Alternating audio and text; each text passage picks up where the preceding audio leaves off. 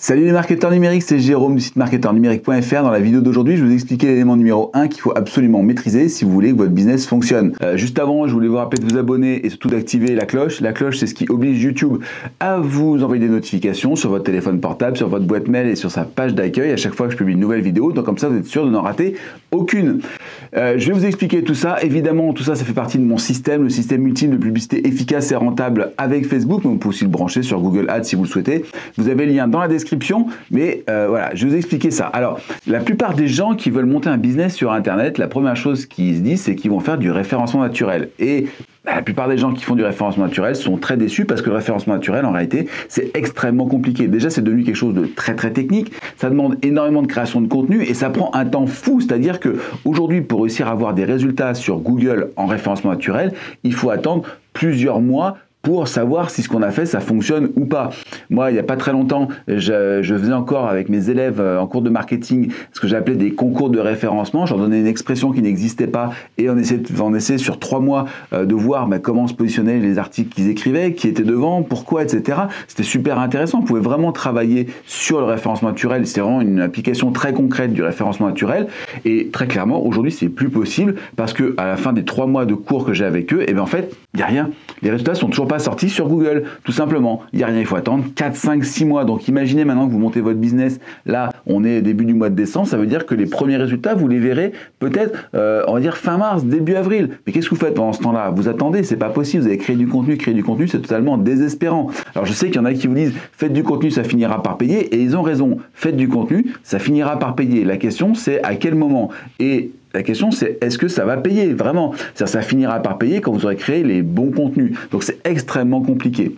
Donc la solution, ça ne peut pas être le référencement naturel. Le référencement naturel, ça ne peut pas être une stratégie à part entière, sauf si vous avez 3-4 ans devant vous avant de pouvoir commencer à gagner de l'argent. Donc si vous êtes en poste quelque part, vous avez un travail dans lequel vous vous sentez à peu près bien, mais que vous pensez pouvoir peut-être quitter quand les enfants sont partis de la maison. Là, d'accord, vous pouvez faire du référencement naturel, commencer à créer du contenu, créer de la vidéo YouTube, créer du texte sur votre blog, etc. Et dans 3-4 ans, vous aurez suffisamment de contenu pour du référencement naturel et il n'y aura pas de problème. Mais ça ne peut pas fonctionner. Donc ce qu'il faut faire quand on n'a pas le temps, faut payer, d'accord? Dans la vie, il y a 2 manières de payer. Il y a l'argent et il y a le temps. Donc, si vous n'avez pas le temps, il faut payer. Et donc, vous allez faire de la pub. Le truc, c'est que les gens qui font de la pub, ils vont faire de la pub pour vendre leurs produits. Ils vont vendre leurs produits directement sur la pub et ça fonctionne pas très très bien. Alors, ça fonctionne plutôt pas mal sur Google Ads parce que dans Google Ads, dans Google, les gens sont là pour poser des questions, d'accord? Moi, je dis tout le temps ça. Les gens qui vont sur Google, en fait, ils tapent pas une requête. Ils cherchent une solution à leur problème. Quand ils cherchent, par exemple, ils tapent perceuse 100 watts, j'en sais rien, c'est parce qu'ils veulent faire un trou dans un mur, donc ils savent ce qu'ils veulent. Mais la plupart des autres médias, en particulier je pense à Facebook Ads, qui pour moi est le plus pertinent aujourd'hui, fait que sur Facebook, vous n'êtes pas en train de chercher une solution à votre problème. Je veux dire, si vous avez besoin de percer un trou dans un mur, vous n'allez pas sur Facebook. Sur Facebook, les gens sont là en train de passer le temps. D'accord, on passe le temps sur Facebook comme on passait le temps, nous, à notre époque, devant la télévision. Et bien, devant Facebook, c'est le cas. YouTube, c'est un peu plus compliqué parce que c'est un peu entre les deux. C'est-à-dire qu'il y a à la fois des contenus pédagogiques et à la fois des contenus, on va dire, passe-temps, loisirs, etc. L'un n'empêchant pas l'autre. D'ailleurs, il y a beaucoup de gens qui font aujourd'hui de la vulgarisation qui est extrêmement ludique et en même temps extrêmement intéressante en termes de capacité à apprendre. Mais voilà. Donc du coup, on va parler surtout de Facebook Ads. Et le problème de Facebook Ads, c'est ça, c'est que les gens sont vraiment pas attentifs. Donc du coup, si vous envoyez des gens qui sont pas attentifs vers des produits, en fait, comme ils sont pas dans un état d'esprit d'achat, tout simplement, ils vont pas acheter, d'accord? Là, on a eu le Black Friday il y a pas très longtemps. Pourquoi est-ce que le Black Friday, ça fonctionne?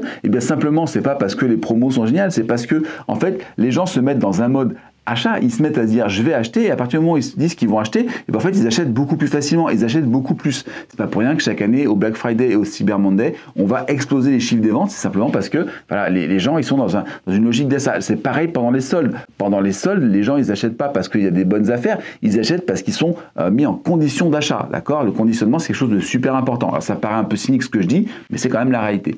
Donc On a Facebook Ads et Google Ads. Et Google Ads, on peut se dire, ok, donc si je veux vendre mes produits, il faut que j'aille sur Google Ads. Et tout à fait, je suis tout à fait d'accord. Le problème, c'est que déjà Google, il est très très regardant sur la qualité des pages que vous allez proposer en landing page, d'accord? Il va être très très exigeant sur ce que vous allez mettre et vous pouvez pas mettre simplement une page très très incisive avec acheter, etc. Ça fonctionnera pas. Il veut que ce soit des pages qui tiennent vraiment la route, d'accord? Donc ça, c'est un premier problème. Deuxième problème, avec l'arrivée de l'interface mobile sur Google Ads, il y a énormément de places en moins par rapport à avant. Avant, on avait jusqu'à 15 places par page. Aujourd'hui, on arrive 4, 5, 6 places, 7 places, grand maximum sur l'ensemble d'une page de résultats. Et donc forcément, la concurrence elle est très très forte, donc les coûts sont très élevés. Et en plus, je vais être très franc, Google Ads c'est quelque chose de très technique. Quand on a l'habitude de travailler avec Google Ads, alors ça paraît simple, et c'est vrai que c'est super intéressant, mais le problème c'est que c'est hyper technique, et comme c'est très technique, et bien très souvent, les gens qui débutent ont énormément de mal, font des erreurs, ils font de la pub, ils dépensent beaucoup d'argent, pour rien, parce que derrière, ils font pas de vente. Donc ça, c'est Google Ads. L'avantage de Facebook Ads, et moi, c'est vraiment pour ça qu'aujourd'hui, je voulais en parler, c'est que c'est extrêmement simple. C'est super simple, en fait, de faire du Facebook Ads. Vous ciblez des centres d'intérêt, vous mettez une belle pub, et les gens viennent. Problème, ils vont pas acheter. Donc il faut une étape intermédiaire et c'est la création d'un fichier de prospect. C'est quoi l'avantage de la création d'un fichier de prospect? Avec un fichier de prospect, déjà, vous vous appropriez les adresses. On parle souvent d'un triptyque qui s'appelle, donc on a le owned, le earned et le paid, d'accord? Et l'idée c'est ça, owned, earned, paid. Et le truc, c'est que quand on fait de la pub sur Google, par exemple, vous faites du paid, c'est-à-dire que vous ne gagnez rien. Vous ne gagnez rien et vous ne possédez rien. Si vous faites plus venir les gens avec votre pub, vous avez rien. D'accord? Et encore une fois, quand il y a 1% de taux de transformation, ce qui est la moyenne, on va dire, dans l'e-commerce classique, avec 1% de taux de transformation, quand vous faites venir 100 personnes, vous en avez un qui achète et les 99 autres sont perdus. Il faut refaire de la pub pour les faire revenir. Donc ça coûte beaucoup plus cher. D'accord? L'avantage du own, donc la partie vraiment qu'on possède, c'est que vous en faites ce que vous voulez. D'accord? Vous avez une base mail de 10 000 personnes, et bien vous pouvez lui écrire tous les jours. Par exemple, c'est les soldes, et bien pendant les soldes, vous allez faire un mail tous les jours. C'est pas les soldes, vous allez peut-être faire 2 mails par semaine. D'accord? C'est vous qui allez choisir vraiment tout ça. Et c'est pour ça que la création d'une base de prospects est la chose la plus importante dans un business. Il n'y a pas plus important. La fanpage, c'est pas ça. Aujourd'hui, quand vous faites une fanpage, vous allez avoir entre 10 et 30% des gens, grand maximum, vraiment 30% grand maximum des gens qui vont recevoir les notifications quand vous publiez un contenu. Autrement dit, c'est pas du vous possédez rien du tout, c'est pas du own média, c'est pas ça, il y a un peu de own mais vous le contrôlez pas, vous pouvez jamais savoir qui va recevoir les notifications, mais en fait ce qu'il y a surtout c'est du paid, c'est-à-dire qu'il va falloir payer, il va falloir payer pour que les gens reçoivent la publication à laquelle ils se sont abonnés, donc ça c'est juste pas possible. Donc voilà, avec une base de données et une base de données mail, encore une fois parce que c'est les plus performantes, et bien vous faites ce que vous voulez, vous avez vraiment quelque chose de super central. Et très souvent c'est l'erreur que font les gens, c'est que ils sont prêts à investir des mois et des mois dans du SEO, ils sont prêts à investir énormément d'argent dans des ads qui vont leur apporter une petite vente de temps en temps parce que c'est vrai que quand moi je suis pareil que vous, quand je suis entrepreneur, quand je lance quelque chose et que je vois qu'il y a des ventes qui arrivent, ça me fait plaisir, je kiffe, d'accord, comme tout le monde. Mais la réalité c'est que à long terme, c'est pas des modèles qui sont simples à mettre en place. Alors, à long terme, à moyen terme, j'ai envie de dire, à moyen terme, c'est pas des modèles qui sont très très efficaces. Le modèle qui est efficace à court, moyen et long terme, c'est de créer une base de prospection. Et c'est vraiment ce que je voulais vous passer comme message aujourd'hui. Créer une base de prospection, récupérer les adresses email. C'est vraiment, il n'y a pas plus important. Il n'y a pas plus important que d'arriver à récupérer les adresses email de vos clients très très tôt dans le processus, parce que non seulement vous allez pouvoir leur envoyer des mails pour qu'ils achètent votre produit, c'est-à-dire que si vous les faites venir sur un produit précis, vous leur prenez leur adresse email, vous leur demandez, vous leur volez pas, vous leur demandez, ils vous donnent leur adresse email et vous pouvez leur écrire une fois, 2 fois, 3 fois pour ce produit-là, mais même si la personne elle n'a pas acheté avec ses emails de relance, eh bien, elle peut encore acheter après, vous allez pouvoir lui proposer un autre produit. Et ça c'est vraiment ce qui est super intéressant, c'est que vous créez aussi du futur, c'est-à-dire que si demain vous lancez un nouveau produit, et moi je l'ai vu pendant très longtemps, à chaque fois que je lançais un nouveau produit sur ma base mail sur le golf, j'avais un nombre de ventes hallucinant, c'est-à-dire que c'est toujours mes meilleurs mois, c'est toujours les mois où j'ai eu des nouveaux produits. Alors c'est des produits qui étaient assez compliqués à créer parce que c'était les produits de golf, fallait voir le prof, fallait tourner, etc., etc.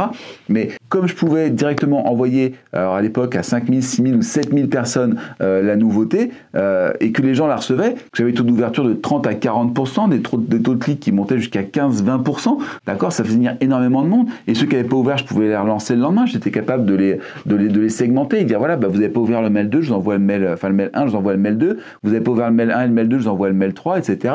Et donc à la fin, au bout du bout, j'arrivais à toucher sur mes nouveaux produits, sur mes lancements de produits, 40 à 50% de ma base.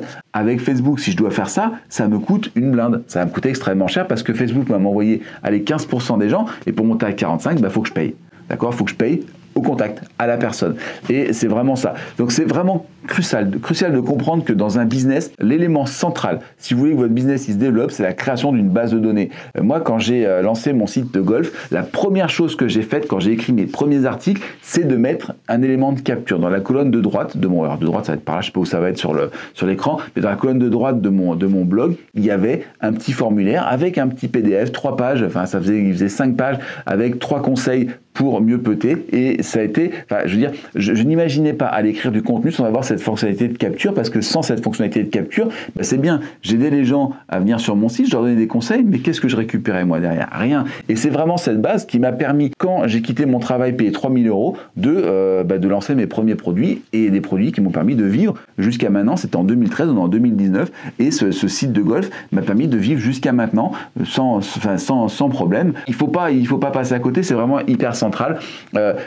Une fois que vous avez ça, quand vous allez avoir 1000, 2000 personnes dans votre base, et honnêtement, 1000, 2000 personnes, ça coûte pas si cher que ça, vous pouvez arriver, alors ça va dépendre des domaines, mais aujourd'hui, on va pouvoir recruter facilement sur un lancement à des coûts allez, on va dire 75 centimes au grand max, d'accord, 75 centimes max, vous allez pouvoir recruter des gens. Donc ça veut dire que pour avoir vos 1000 premiers prospects, ça va vous coûter 750 €. 750 €, franchement, sur Google Ads, c'est un trop petit budget pour essayer d'avoir quelque chose. En termes de référencement naturel, pour essayer d'avoir ces 1000 prospects, il faudra attendre peut-être 2 ans, 3 ans de publication de contenu systématique en faisant vraiment de l'excellent travail pour réussir à espérer y être. Donc voilà, donc c'est vraiment super important. Et surtout, voilà, quand vous avez cette base de prospection, et bien en fait, le jour où vous lancez votre produit, le jour où vous avez trouvé le produit, que ce soit un produit physique ou un produit virtuel, hein, ça n'a aucune importance, et bien vous avez ces gens-là qui vont être prêts à aller chercher vos produits parce qu'ils sont habitués à vos contenus, parce que c'est des gens à qui vous avez montré ce que vous êtes capable de faire, ils ont confiance en vous, et donc à partir de là, il n'y a pas de souci, vous allez faire des ventes, c'est obligatoire. C'est-à-dire que le jour où vous vous lancez avec ça, vous allez forcément faire des ventes. Si vous avez au moins 500 ou 600 personnes sur votre base, vous allez forcément faire des ventes. Donc, soit vous faites de la pub sur Facebook et vous faites rentrer des gens et vous avez cette base qui se constitue très très rapidement, en quelques semaines, quelques mois, en dépensant pas trop par jour, hein, une dizaine d'euros par jour grand maximum. Voilà, c'est un investissement sur le futur, il faut le voir vraiment comme ça. Et bien vous allez avoir des ventes le jour de votre lancement, ou bien vous avez un peu plus de temps, mais surtout si vous faites du référencement naturel, et bien vous avez cette fonctionnalité de capture où vous expliquez aux gens, donnez quelque chose aux gens pour récupérer ça, et ça ne vous empêche pas d'ailleurs de rentabiliser l'ensemble tout de suite en leur proposant par exemple, je sais pas moi, un produit en affiliation. Vous proposez, moi j'ai eu ça aussi sur les gens qui s'inscrivaient à ma lettre, comme j'avais rien à leur proposer comme produit, et bien je leur envoyais vers une sélection d'articles sur Amazon, et quand les gens achetaient sur Amazon, et bien Amazon me rendait un peu d'argent. Ça me permettait, j'ai pas gagné des centaines de milliers d'euros avec ça, mais ça me permettait d'avoir chaque mois un chèque de 80-90 €, et ça fait toujours plaisir. Ça payait l'hébergement du site, ça payait les petits achats que je pouvais faire à côté, ça me finançait l'achat de mes balles de golf par exemple, voilà, et c'était vraiment super, c'était vraiment cool, voilà. Donc je vous remercie d'avoir écouté cette vidéo. Pensez à laisser un pouce en l'air si ça vous a plu, si vous voulez que je fasse plus de vidéos comme ça où je vous explique des grands concepts. Vous avez le lien en dessous pour récupérer le système ultime de publicité efficace et rentable avec Facebook, et moi je vous dis à très bientôt pour une nouvelle vidéo sur la chaîne du marketeur numérique. Allez, ciao.